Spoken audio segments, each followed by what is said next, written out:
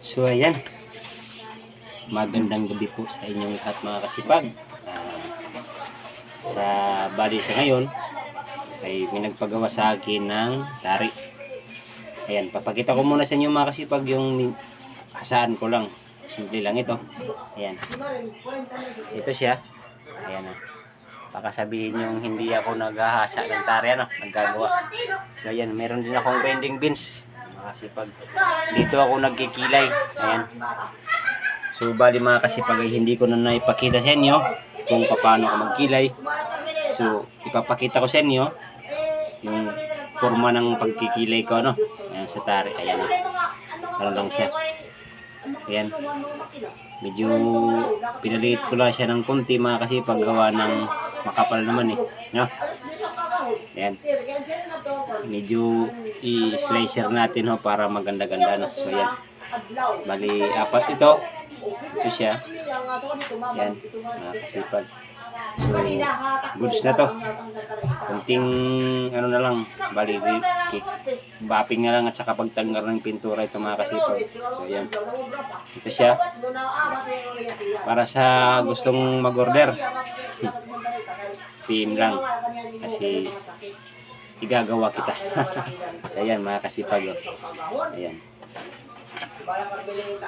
Ganito lang ang forma ng mga tari na ginagawa namin. Ginagawa ko pala mga kasipag. Ayan. Gawa ng may nag-order. Apat lang daw ang gusto niya. Kaya pinakita ko sa niya yung pattern ko. So okay daw sa kanya. Ayan. Ganun siya. Ayan na. So para sa mga kaya gustong magkaroon ng ganito, para sa mga naibigan yung gawa ko. Joke lang mga kasipag. Ayan. So bali PM lang sa may gusto. Saka hanggang dito na lang. Medyo gabi na. Nanggaling pa kasi ako sa trabaho. Siyempre mga kasipag ay kailangan natin ng extra income. Siyempre marami tayong, alam nyo na, marami tayong bayarin. Kaya todo hanap tayo ng paraan para magkaroon tayo ng, alam nyo na. Sana ay gabayan lang tayo ni God na magmaganda lang ang katawan. Goods, walang problema. Ayan. Para walang problema Shout out pala sa mga ko dyan. Nagpapa-shout out. Muli. Shout out sa inyong lahat. Alam nyo na kung sino nagpapa-shout out. So ayan. Ganun lang siya Ganyan ang forma. So goods na to. Tested ko to mga kasipag. Gawa ng kasi yung tari ko puro ganito ang forma. So sana more wins na ng paggawa nito So, yan. Ito lang yung aking pinaka meron din dito kasi nagpakalo na low point ito.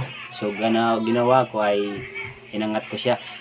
So ginagamit na rin ito kasi pag nabababa lang daw siya, pero pinangat siya ng konti kasi low point siya. Ngayon mid point na siya. Medyo okay na to mga kasipag. Ay yun naman yung ibabaw ng ko at saka yung dulo magkatugma na yan kasi ito yung tahid ng manok, yung pang natin mga kasipag So ayan, ito siya medyo mataas-taas na siya. Mid point siya, mid to high. So ayan. So bali mga kasipag, so hanggang dito na lang. Maraming salamat po sa inyo. Thank you for watching at God bless po.